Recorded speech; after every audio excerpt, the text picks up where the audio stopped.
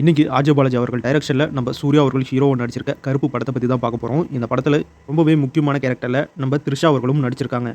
First கருப்பு படத்துடைய கதை என்னன்னு பார்த்தரலாம். படத்தோடைய ஸ்டார்ட்டிங்ல கேரளாவிலேருந்து ஒரு அப்பா அவருடைய பொண்ணு கூட்டிட்டு அவருடைய பொண்ணுடைய ட்ரீட்மெண்ட்டுக்காக சென்னைக்கு வராரு. அதுவும் அந்த பொண்ணுக்கு ஒரு மேஜரான ஆப்ரேஷன் ஒன்று பண்ண வேண்டியது இருக்கு. அதை பண்ணணும் அப்படின்னா 60 லட்சம் ரூபாய்க்கு மேலே செலவாகும். அந்த ஆப்ரேஷன் மட்டும் பண்ணலைன்னா அவருடைய பொண்ணு இறந்துருவாங்க. அதனால ஊர்லேருந்து வரப்பவே 60 பவுன் தங்கத்தை எடுத்துட்டு வராரு.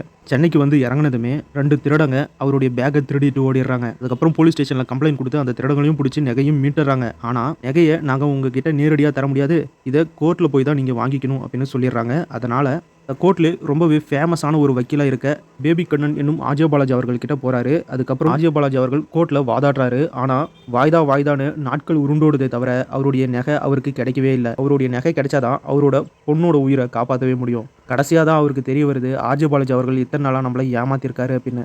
தான் ஏமாந்துட்டோம் அப்படின்னு தெரிஞ்சுக்கிட்டு ஆர்ஜே பாலாஜி அவர்கள்கிட்ட சண்டை போட ஆர்ஜே பாலாஜி அவர்களும் கோர்ட்லேருந்து எப்படி நீ நகையை வாங்கிடுற அப்படின்னு பார்த்துட்ற அப்படின்னு சவால் விட்டுட்டு போயிடுறாரு. கடைசியாக இருந்த எல்லா நம்பிக்கையும் போய் அந்த மனுஷன் கோர்ட்டுக்கு பக்கத்தில் இருந்த கருப்புசாமி கோயிலில் கருப்புசாமிக்கு மிளகா இடித்து அதை மேலே பூசி வேண்டிக்கிறாரு, என் பிரச்சனையை தீர்த்து வை அப்படின்னு.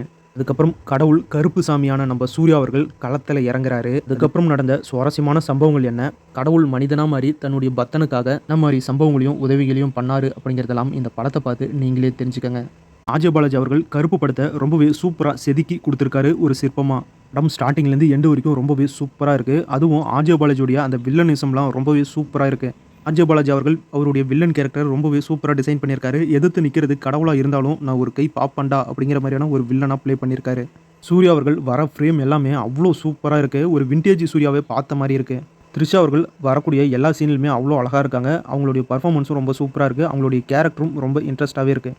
டைரக்டர் ஆர்ஜே பாலாஜி அவர்கள் எல்லா கேரக்டருமே ரொம்ப சூப்பராக இந்த படத்தில் யூஸ் பண்ணியிருக்காரு. படத்தில் வந்திருக்க அந்த ஃபேண்டசி சீன்ஸ் எல்லாமே ரொம்ப சூப்பராக ஒர்க் அவுட் ஆயிருக்கு. கடவுள் நம்பிக்கை அப்படிங்கிறது தான் நம்ம தமிழ்நாட்டுடைய அடையாளம் அப்படின்னு சொல்லலாம். சாமி நம்பிக்கையை பேஸ் பண்ணி அப்போல்லாம் நிறைய படங்கள் வந்துச்சு, இப்போலாம் அது வரதில்லை. ஆனால் ஆர்ஜே பாலாஜி அவர்கள் அப்பப்போ இந்த மாதிரியான படங்கள் எடுத்துகிட்டு வரப்போ தான் சில பேருக்கு சாமி மேலே நம்பிக்கை வரும், பயமும் வரும். இதனால் கடவுள் இருக்குது அப்படின்னு நீ நம்புறியா அப்படின்னு கேட்டிங்கன்னா, எனக்கு கடவுள் இருக்கா இல்லையான்லாம் தெரியாது, ஆனால் நம்மளை மீறியான ஒரு சக்தி கண்டிப்பாக இருக்குது அப்படின்னு தான் சொல்லுவேன்.